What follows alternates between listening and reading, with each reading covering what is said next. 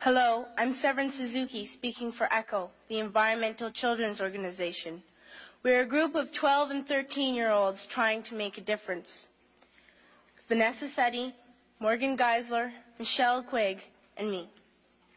We've raised all the money to come here ourselves, to come 5,000 miles to tell you adults you must change your ways. Coming up here today, I have no hidden agenda. I am fighting for my future. Losing my future is not like losing an election or a few points on the stock market. I am here to speak for all generations to come. I am here to speak on behalf of the starving children around the world whose cries go unheard. I am here to speak for the countless animals dying across this planet because they have nowhere left to go. I am afraid to go out in the sun now because of the holes in our ozone. I am afraid to breathe the air because I don't know what chemicals are in it. I used to go fishing in Vancouver, my home, with my dad, until just a few years ago we found the fish full of cancers. And now we hear of animals and plants going extinct every day, vanishing forever. In my life, I have dreamt of seeing the great herds of wild animals, jungles and rainforests full of birds and butterflies, but now I wonder if they will even exist for my children to see. Did you have to worry of these things when you were my age?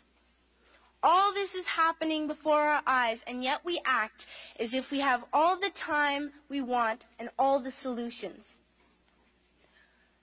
I'm only a child, and I don't have all the solutions.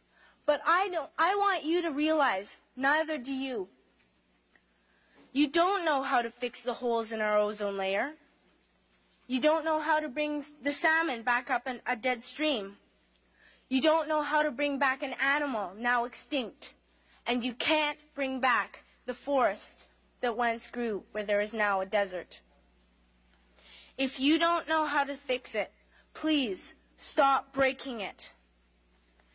Here, you may be delegates of your government, business people, organizers, reporters, or politicians, but really, your mothers and fathers, sisters and brothers, aunts and uncles, and all of you are someone's child. I'm only a child, yet I know we are all part of a family, 5 billion strong. In fact, 30 million species strong. And borders and governments will never change that. I'm only a child, yet I know we are all in this together and should act as one single world towards one single goal. In my anger, I am not blind, and in my fear, I am not afraid of telling the world how I feel. In my country, we make so much waste. We buy and throw away, buy and throw away, buy and throw away, and yet northern countries will not share with the needy. Even when we have more than enough, we are afraid to share. We are afraid to let go of some of our wealth. In Canada, we live the privileged life, with plenty of food, water, and shelter. We have watches, bicycles, computers, and television sets. The list could go on for 2 days. 2 days ago, here in Brazil, we were shocked when we spent time with some children living on the streets. This is what one child told us. I wish I was rich. And if I were, I would give all the street children food, clothes, medicines, shelter, and love and affection. If a child on the streets who has nothing is willing to share, why are we who have everything still so greedy?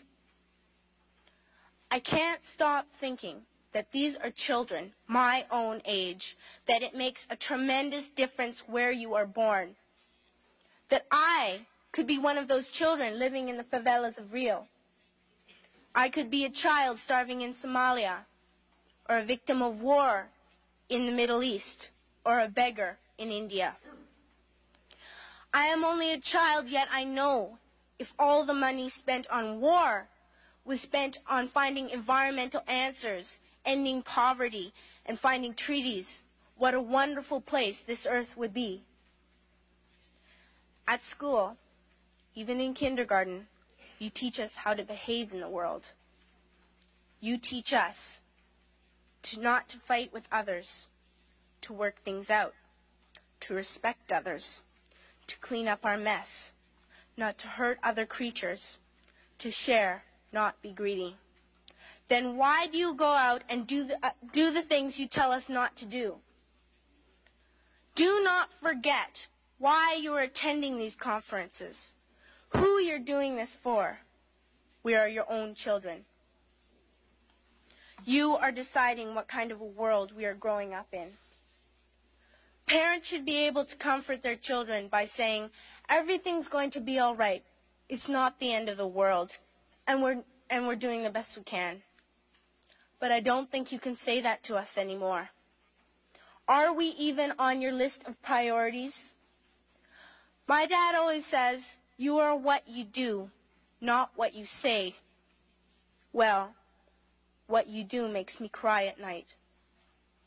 You grown-ups say you love us, but I challenge you, please, make your actions reflect your words. Thank you.